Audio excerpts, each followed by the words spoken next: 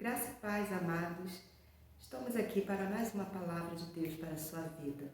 Vamos abrir a palavra do Senhor no livro de Provérbios, capítulo 1, versículo 7, que diz assim: O temor do Senhor é o princípio da ciência. Os loucos desprezam a sabedoria e a instrução. Provérbios 3, capítulo 13, diz assim: Bem-aventurado o homem que acha a sabedoria e o conhecimento. Amados, gostaria de falar de um rei que achou a sabedoria. Esse rei foi o rei Salomão. Vamos meditar numa palavra que se encontra em 1 Reis, no capítulo 4, no versículo 29 ao 34. A sabedoria de Salomão. E deu Deus a Salomão sabedoria e muitíssimo entendimento, e largueza de coração, como a areia que está na praia do mar. E era a sabedoria de Salomão maior do que a sabedoria de todos os do Oriente, e do que toda a sabedoria dos egípcios. E ele era ainda mais sábio do que todos os homens, e do que Etã, Ezraíta, e do que Remã, e Calcol, e Darda, filhos de Maol, e correu o seu nome por todas as nações em redor, e disse 3.000 provérbios, e foram os seus cânticos 1.005. Também falou das árvores, desde o cedro que está no Líbano, até o isopo que nasce na parede. Também falou dos animais e das aves, e dos répteis e dos peixes. E vinham de todos os povos a ouvir a sabedoria de Salomão, e todos os reis da terra que tinham ouvido da sua sabedoria. Depois da morte do rei Davi, o qual havia reinado 40 anos em Israel, subiu ao trono o seu filho Salomão, ainda bem jovem, quando foi ungido pelo sumo sacerdote. Apesar da sua juventude, ele era muito sábio e ele era muito respeitado em todo o país. Sobre toda essa sabedoria de Salomão, nós vamos ler em 2 Crônicas, no capítulo 1, do versículo 7 ao 12, quando Salomão pede a Deus sabedoria. Naquela mesma noite, Deus apareceu a Salomão e disse-lhe: Pede-me o que queres que eu te dê. E Salomão disse a Deus: Tu usaste de grande beneficência com Davi, meu pai, e a mim me fizeste rei em seu lugar.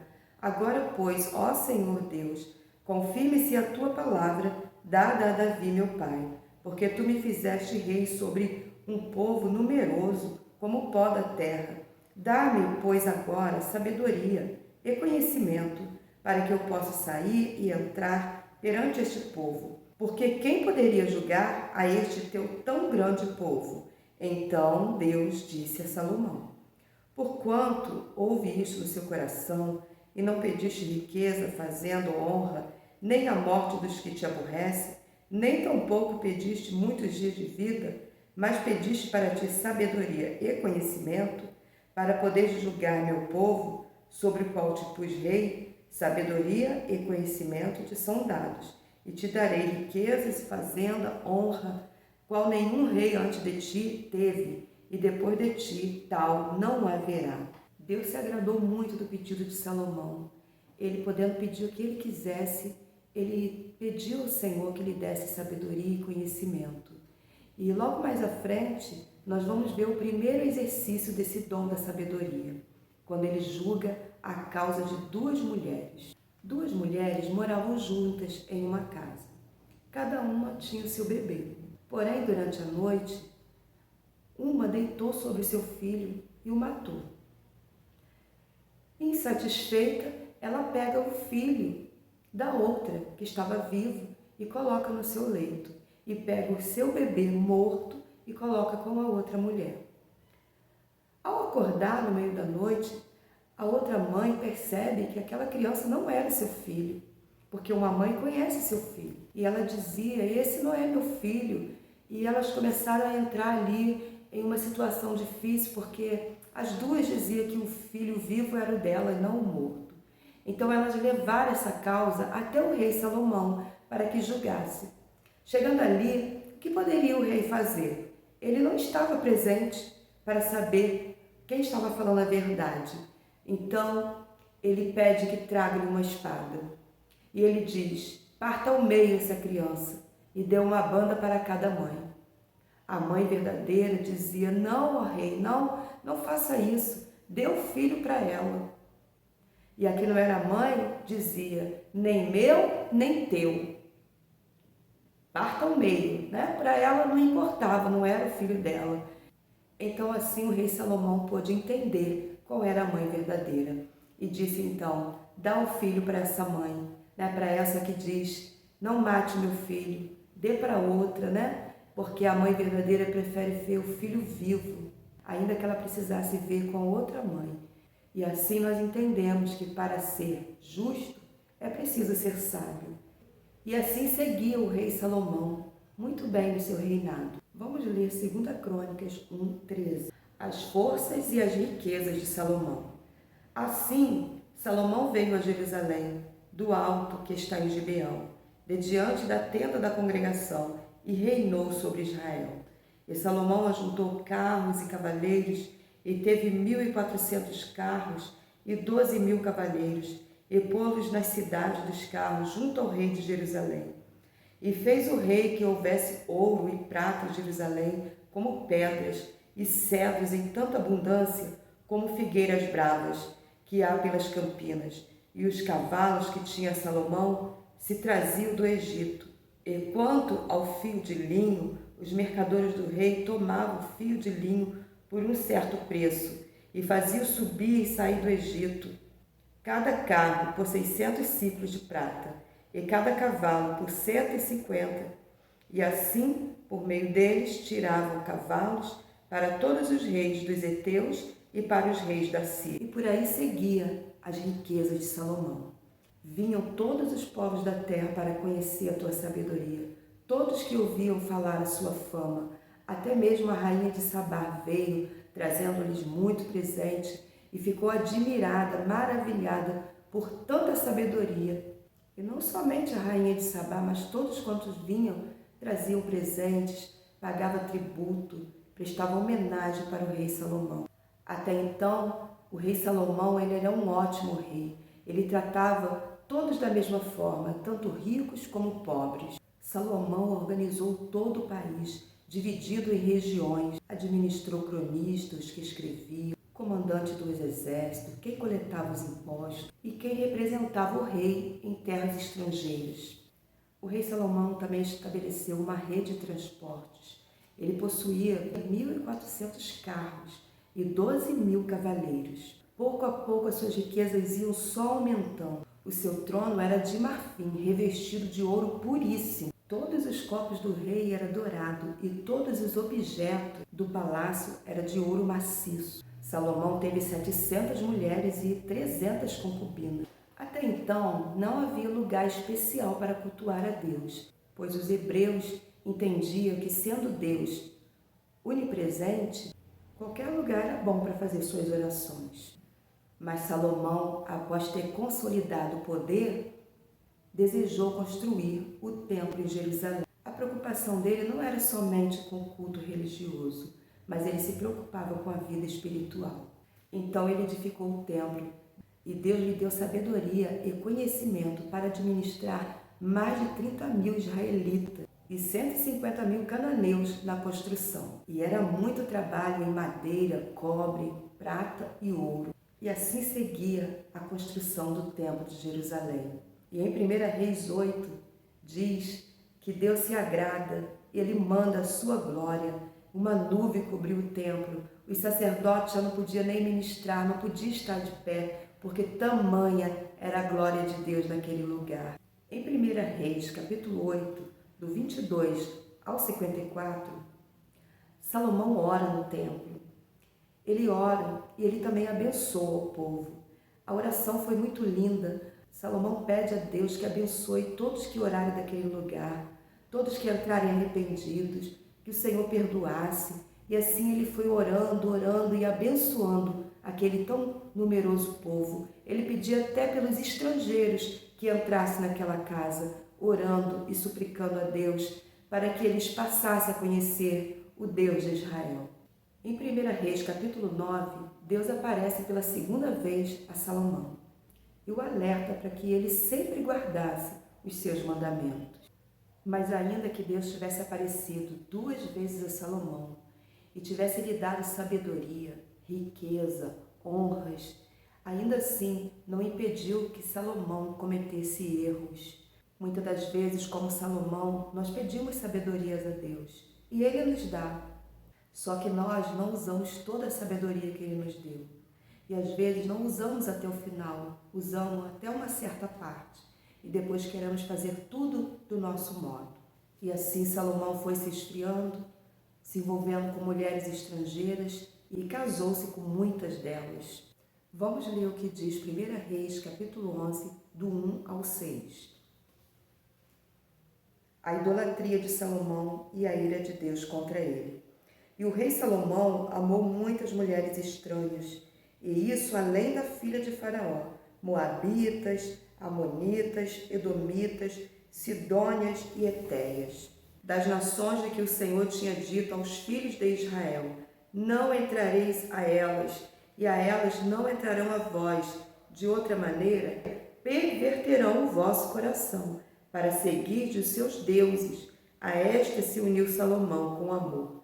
E tinha 700 mulheres princesas e 300 concubinas, e suas mulheres lhe perverteram o coração, porque sucedeu que, no tempo da velhice de Salomão, suas mulheres lhe perverteram o coração para seguir outros deuses, e o seu coração não era perfeito para com o Senhor seu Deus, como o coração de Davi seu pai. Porque Salomão andou em seguimento de Astarote, deusa dos Sidônios, e em seguimento de Milcom, a abominação dos Amonitas. Assim fez Salomão o que era mal aos olhos do Senhor, e não perseverou em seguir o Senhor como Davi seu pai. Desta forma, Salomão acabou desobedecendo às ordens de Deus e fazendo altares para outros deuses. É muito bom você obedecer às ordens de Deus. É bom você conhecer e meditar na sua palavra.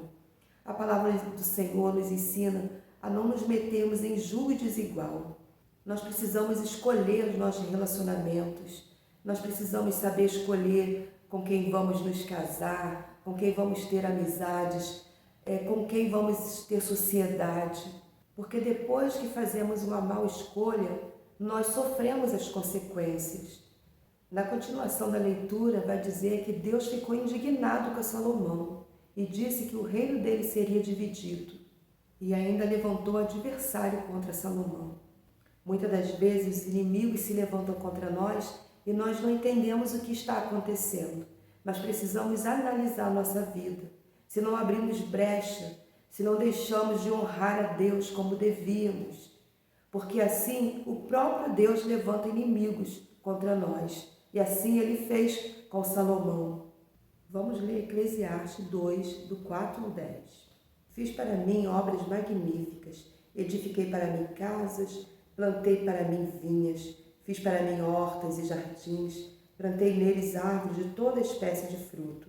Fiz para mim tanques de águas para regar com eles o bosque em que reverdeciam as árvores. Adquiri servos e servas, e tive servos nascidos em casa. Também tive grande possessão de vacas e ovelhas, mais do que todos os que houve antes de mim em Jerusalém. Amontoei também para mim ouro, joias de reis e das províncias. Provi-me de cantores e cantoras, e das delícias dos filhos dos homens, e de instrumentos de música de toda sorte. Engrandeci-me e aumentei mais que todos os que houve antes de mim em Jerusalém. Perseverou também comigo a minha sabedoria, e tudo quanto desejaram os meus olhos. Não lhes neguei, nem privei o meu coração de alegria alguma, mas o meu coração se alegrou por todo o meu trabalho, e esta foi a minha porção de meu trabalho. E olhei eu para todas as obras que fizeram as minhas mãos, como também para o trabalho que eu trabalhando tinha feito, e eis que tudo era vaidade e aflição de espírito, e que proveito nenhum havia debaixo do sol. Versículo 12. Então passei a contemplação da sabedoria e dos desvarios, e da doidice. Por que fará o homem que seguir ao rei, o mesmo que outros já fizeram? Então vi eu que a sabedoria é mais excelente do que a astutícia, que a luz é mais excelente do que as trevas. Então, Salomão refletiu muito sobre a sua vida e ele percebeu que a sabedoria era melhor do que a insensatez. E ele viu que ele não aplicou toda a sabedoria. Em Gálatas 3, versículo 3 diz assim: Sois vós tão insensatos que, tendo começado pelo Espírito, acabeis agora pela carne? É assim, amados. Às vezes nós começamos uma obra tão espiritual, tão na direção de Deus, e quando vemos as coisas acontecendo e começamos a nos alegrar e saímos do Espírito e entramos na carne, como fez Salomão.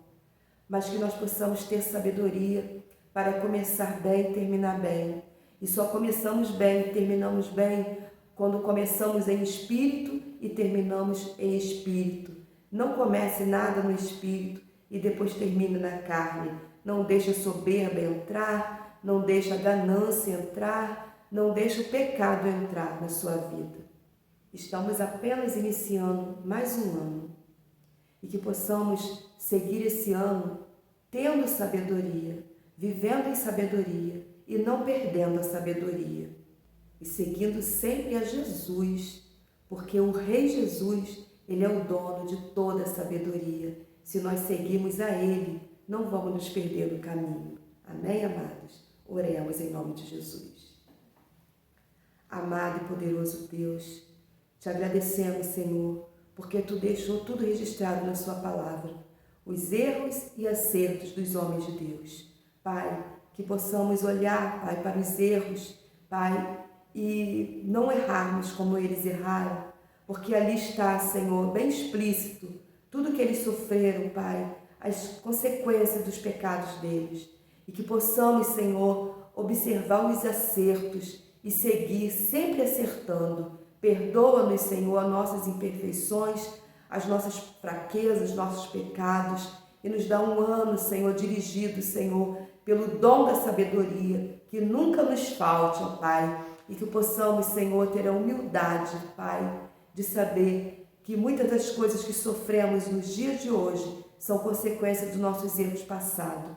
Ensina-nos, Senhor, a contar os nossos dias de maneira tal que venhamos alcançar dias excelentes na Tua presença. Assim eu profetizo vitória para cada um que está comigo nesse vídeo, em nome do Teu Filho Jesus. Amém e amém. Fiquem todos com Deus, amados. Se você ainda não é inscrito nesse canal, se inscreva, curta, compartilhe com seus amigos essa boa palavra vinda de Deus. Fiquem todos com Deus.